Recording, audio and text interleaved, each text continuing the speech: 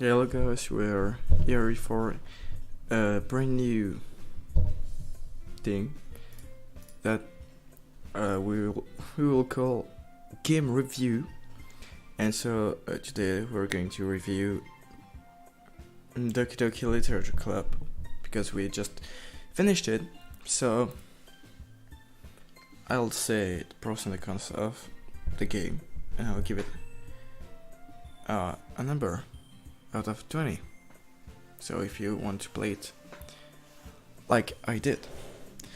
So for me, the story was very well told, and it really keeps you into it, and that's really good because you don't see the time. No, what I'm trying to say is that you don't see the time that goes around you. You don't know what you're really into the game. It's been confusing. I'm trying to stay clear on what I said, but so but the characters of the character are obvious. Let's say you can easily see what are the character of the character just after a few lines, but that's it. I think it has been made on purpose, but I think they should have been not that quick. We should have understand the character just after more time, but not like 2 or 3 lines. But another concept of the game is that it takes a while to get to the, let's say, real story. It took me 3.5 hours, maybe 4 hours to get there, so it can seem a bit long. It takes, let's not say more than the half of the game, let's say 60%, but that's a lot, I think. But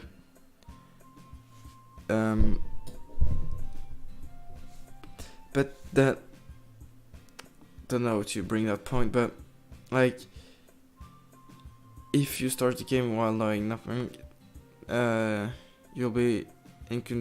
you feel in control of the game. That's what the game tries to do with you, like to make you feel in control of the game. But that changes and it gets to the real story, and it maybe takes a while, but it changed, maybe not at the perfect time, but at a real good time. And as you can hear, the music is really great, and if you want, you can just listen to it on YouTube or on Spotify. There's an album called Doki-Doki Literature Club, and this is a real good OST. I'll recommend to you guys to just listen. Even if you don't like the game, I'm sure you'll like the musics. So that was for the first part of the game. So for the second part of that, we could call the real story, but that's how I call it.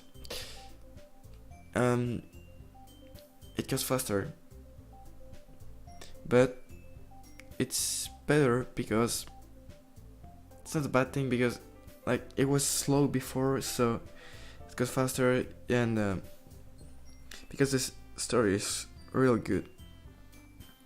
Like you really don't want to stop, and like when a day ends, you're like, I want to play again. I don't want to stop. So that's really good.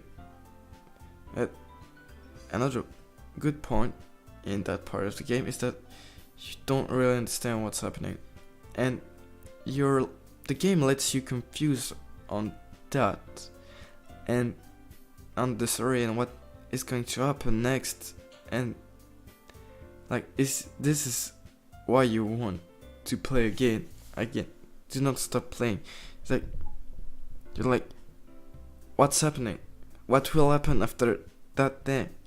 And not trying to spoil, but it really keeps you in it. And not a lot of games keeps me in it. And so that's a really good point to me. And this part is, of course, the best one for me. And I saw a lot of reviews, and it's the best because the first one is just too long. But it needs to be done. This part, the first part needs to be played. You can skip it, so, and if you don't read it, you won't understand the second part. So, and it's really great. I don't want to spoil you, but it's great if you like horror games. Not like casual other games, but it's a great one for this part, I think. Not for the first part, but you'll see if you play it or if you so my let's play or someone else let's play, or even if you play the game. There is also different endings in the game, but if you play it like you normally play it and you don't know that there are different endings, you will get at 95%, I think you will get 95% chance to get the main ending, and just don't try to get any other ending. Like, I don't want to say how to do it because I don't want you to just get those before the main ending, so just play the game blind. You don't have to know about a lot about the game to play it. Actually, it's better to not know a lot, because it will just take off all the surprise effect of the game. You will lost that surprise that the game tries to bring, and there is no point in playing if you know what's happening. Or if you want to get under ending, like, you can, but for the first time you play it, just go it blindly, because you will lose that surprise effect. But I recommend you to, if after you played it and you get the main ending, to just play it again, because you will see some meaning in the dialogues or in the poems that you haven't seen in the first time you played. So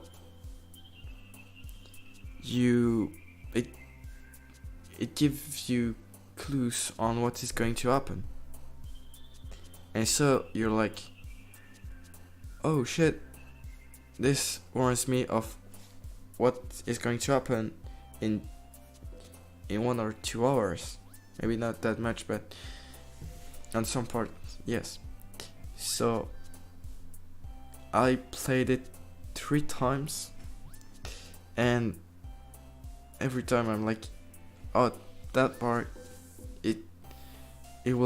it says for the part that is coming in 30 minutes, maybe, just an example.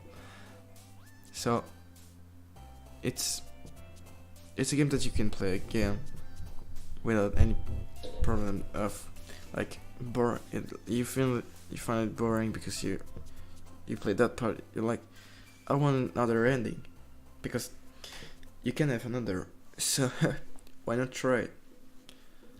And to give a number, I'll say that it worth 17 out of 20. That's really good. That's really good. It's one of my favorite games. I'll put it in my top 5, I think. Top 5 of my favorite games. Maybe not the first, because there are other games, but it's one of my favorite, and I'll recommend to you guys to play it. Or if you don't want to play it, just watch some Let's Play. like mine, why not? So this was my review of Doki-Doki Literature Club, and I'll see you guys next time. Bye.